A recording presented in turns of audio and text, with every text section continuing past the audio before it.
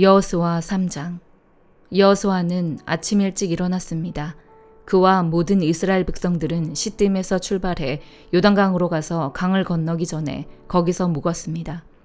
3일 후 지휘관들이 진영에 두루다니며 백성에게 명령했습니다. 너희가 너희 하나님 여호와의 언약궤와 레위 사람들인 제사장들이 그 궤를 메고 가는 것을 보면 너희는 너희가 있던 곳을 떠나 그 궤를 따라가라. 다만 너희는 그 궤와 거리가 약 2000규빗쯤 되게 하고 궤에 가까이 가지는 말라. 그러면 너희가 어떤 길로 가야 할지 알게 될 것이다. 너희가 전에는 이 길로 지나간 적이 한 번도 없었다. 여호수아가 백성들에게 말했습니다. 너희는 스스로 정결하게 하라. 내일 여호와께서 너희 가운데 놀라운 일을 행하실 것이다. 여호수아가 제사장들에게 말했습니다. 언약궤를 메고 백성들 앞서 강을 건너라. 이에 제사장들은 언약궤를 메고 백성들 앞서 갔습니다. 그러고 나서 여호와께서 여호수아에게 말씀하셨습니다. 오늘 내가 모든 이스라엘이 보는 앞에서 너를 높일 것이다. 내가 모세와 함께 했듯이 너와도 함께하는 것을 이스라엘이 알게 될 것이다. 언약궤를 메고 가는 제사장들에게 말하여라. 너희가 요단강 물가에 이르러 강에 서 있으라. 여호수아가 이스라엘 백성들에게 말했습니다. 이리 와서 너희 하나님 여호와의 말씀을 잘 들으라. 여호수아가 말했습니다. 이로써 너희가 살아계신 하나님께서 너희 가운데 계시고 그분이 분명 너희 앞에서 가나안 사람과 헷 사람과 히위 사람과 브리스 사람과 기르가스 사람과 아모리 사람과 여부스 사람을 반드시 쫓아내실 것임을 알게 될 것이다. 보라, 온 땅의 주의 언약궤가 너희 앞서 요단강을 건너게 될 것이다.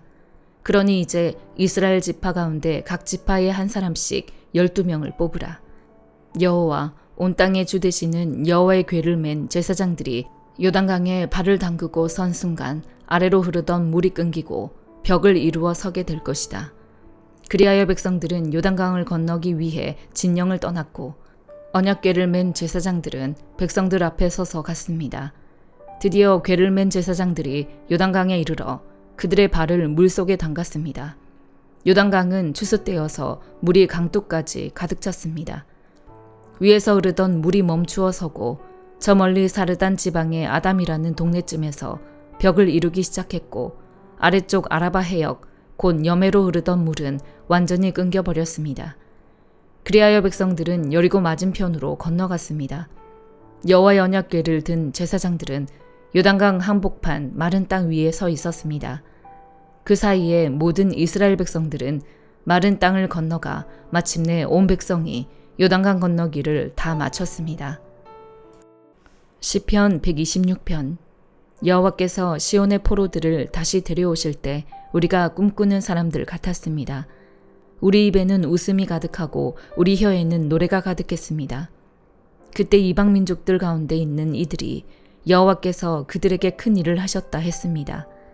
여호와께서 우리를 위해 큰 일을 하셨으니 우리가 정말 기쁩니다. 오 여호와여, 포로된 우리를 남쪽의 시내처럼 회복시키소서. 눈물로 씨 뿌리는 사람들은 기뻐하며 거두게 될 것입니다.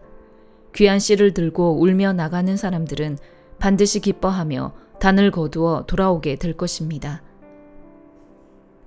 시편 127편. 여호와께서 집을 짓지 않으시면 건축자들은 헛수고하는 것이다. 여호와께서 성을 지키지 않으시면 파수꾼이 지키고 서 있는 것도 헛일이다. 너희가 일찍 일어나는 것도 늦게까지 자지 않으며 고생해서 얻은 것을 먹는 것도 헛되다. 여호와께서는 사랑하시는 사람들에게 잠을 주시기 때문이다. 자식들은 여호와의 유산이요 모태의 열매는 그분께 받는 상이다. 젊을 때 낳은 아들들은 용사들의 손에 든 화살과 같다. 화살통이 화살로 가득 찬 사람은 복이 있으니 그들이 문 앞에서 적들과 싸워도 수치를 당하지 않을 것이다. 시편 128편. 여호와를 경외하는 사람은 누구나 그분의 길로 행하는 사람은 누구나 복이 있도다. 네가 네 손으로 수고한 것을 먹을 것이요 네가 행복해지고 잘 되리라.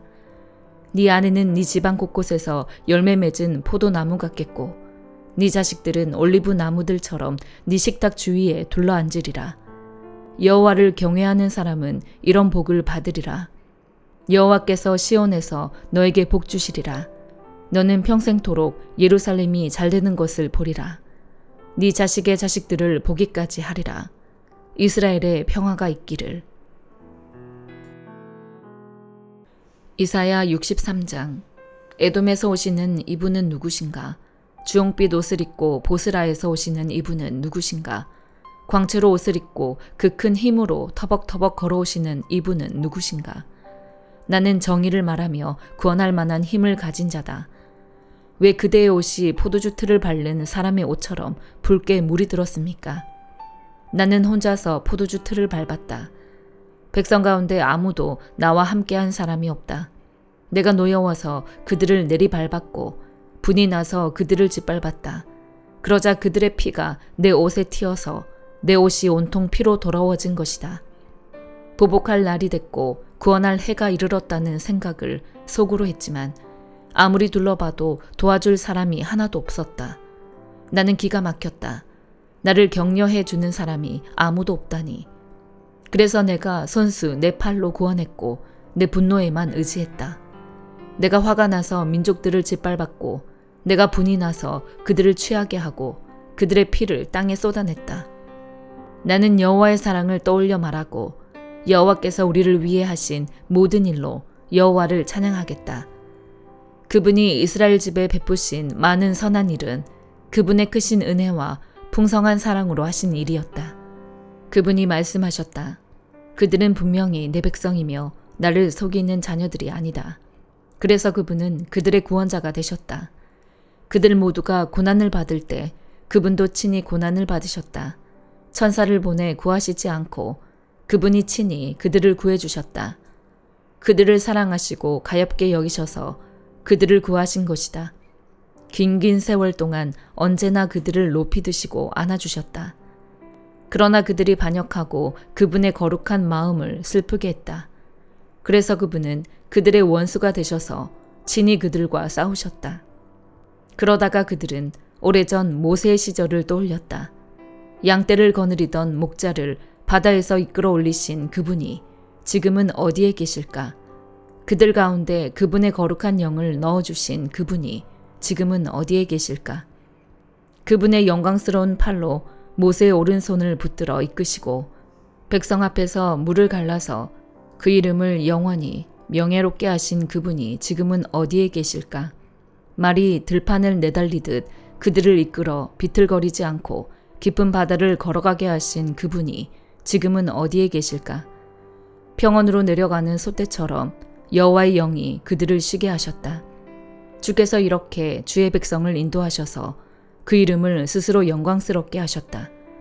하늘에서 내려다보시고 거룩하고 영광스러운 주의 높은 보좌에서 굽어보십시오. 주의 열정과 주의 강한 힘은 이제 어디에 있습니까? 주의 간절함과 주의 긍휼이 우리에게서 이제 그쳤습니다. 그러나 주께서는 우리 아버지십니다. 비록 아브라함이 우리를 알지 못하고 이스라엘이 우리를 인정하지 않는다 해도 여호와여, 주는 우리 아버지시고 옛날부터 주의 이름은 우리의 속량자이십니다. 여호와여, 왜 우리를 주의 길에서 떠나 헤매게 하시고 우리의 마음을 굳어지게 하셔서 주를 두려워하지 않게 하십니까? 주의 종들을 굽어 살피시고 주의 유산인 지파들을 생각하셔서라도 돌아와 주십시오. 잠시 동안 주의 백성이 주의 성소를 차지했었지만 이제 우리의 원수들이 주의 성소를 짓밟았습니다. 우리는 주께서 오랫동안 전혀 다스린 적이 없는 사람들처럼 됐습니다.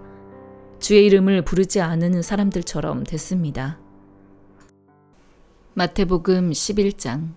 예수께서 12제자에게 가르치시기를 끝마친 후에 여러 마을에서도 가르치시고 말씀을 전하시기 위해 그곳을 떠나가셨습니다.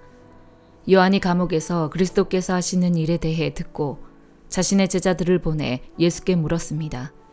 오실 그분이 바로 선생님이십니까? 아니면 저희가 다른 사람을 기다려야 합니까? 예수께서 대답하셨습니다. 돌아가서 너희가 여기서 보고 듣는 것을 요한에게 전하라. 보지 못하는 사람들이 보고 다리를 저는 사람들이 걷고 나병 환자들이 깨끗해지며 듣지 못하는 사람들이 듣고 죽은 사람들이 살아나고 가난한 사람들에게 복음이 전파된다고 하라. 나로 인해 걸려 넘어지지 않는 사람은 복이 있다. 요한의 제자들이 떠나자 예수께서는 사람들에게 요한에 대해 말씀하기 시작하셨습니다. 너희가 무엇을 보려고 광야로 나갔느냐? 바람에 흔들리는 갈대냐? 그렇지 않으면 무엇을 보려고 나갔느냐? 좋은 옷을 입은 사람이냐? 아니다. 좋은 옷을 입은 사람은 왕궁에 있다. 그러면 무엇을 보려고 나갔느냐? 예언자냐? 그렇다. 내가 너희에게 말한다. 그는 예언자보다 더 위대한 인물이다. 이 사람에 대해 성경에 이렇게 기록됐다. 보라, 내가 네 앞에 내 사자를 보낸다. 그가 네 길을 네 앞서 준비할 것이다. 내가 진실로 너희에게 말한다. 지금까지 여인에게서 난 사람 중에 세례자 요한보다 더 큰 사람이 일어난 적은 없다. 그러나 하늘나라에서는 가장 작은 사람이라도 그보다는 크다. 세례자 요한 때부터 지금까지 하늘나라는 침략당하고 있으니 침략하는 사람들이 차지하게 될 것이다. 모든 예언자들과 율법이 예언한 것은 요한까지다. 만약 너희가 이 예언을 받아들이기 원한다면 요한 그 사람이 바로 오기로 되어 있는 엘리야다. 귀 있는 사람은 들으라. 이 세대를 무엇에 비유할 수 있을까? 그들은 마치 장터에 앉아 다른 아이들을 향해 이렇게 소리치는 아이들과 같다.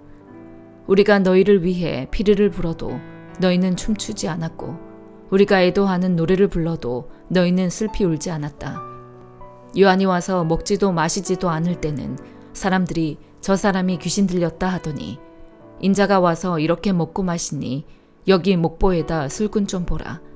게다가 세리와 죄인과도 친구가 아닌가 하는구나. 그러나 지혜는 그 행한 일로 옳다는 것을 입증하는 법이다. 그러고 나서 예수께서는 기적을 가장 많이 보여주신 도시들을 꾸짖기 시작하셨습니다. 그들이 회개하지 않았기 때문입니다. 고라시나 너에게 화가 있을 것이다. 베세다야 너에게 화가 있을 것이다. 너희에게 베푼 기적들이 두로와 시돈에서 나타났다면 그들은 벌써 오래전에 베옷을 입고 죄를 뒤집어 쓰고 앉아 회개했을 것이다. 그러나 내가 너희에게 말한다. 심판날에 두로와 시돈이 너희보다 견디기 더 쉬울 것이다. 그리고 너 가버나움아, 네가 하늘에 들려 올라갈 것 같으냐? 아니다. 너는 저 음부에까지 내려갈 것이다. 너에게 베푼 기적들이 소돔에서 나타났다면 그 도시가 오늘까지 남아 있었을 것이다. 그러나 내가 너희에게 말한다. 심판날에 소돔 땅이 너희보다 더 견디기 쉬울 것이다. 그때 예수께서 말씀하셨습니다. 아버지, 하늘과 땅의 주님, 제가 찬양합니다. 이 모든 것을 지혜롭고 학식 있는 사람들에게는 감추시고 어린 아이들에게는 나타내셨습니다. 그렇습니다. 아버지, 이것이 바로 아버지의 은혜로우신 뜻입니다. 내 아버지께서 모든 것을 내게 맡기셨습니다. 아버지 외에는 아들을 아는 사람이 없고 아들과 또 아들이 택해 계시해 준 사람들 외에는 아버지가 누구인지 아는 사람이 없습니다. 수고하고 무거운 짐을 진 모든 사람은 다 내게로 오라. 내가 너희를 쉬게 할 것이다. 나는 마음이 온유하고 겸손하니 너희는 내 멍에를 메고 내게서 배우라. 그러면 너희 영혼이 쉼을 얻을 것이다. 내 멍에는 메기 쉽고 내 짐은 가볍다. 아멘.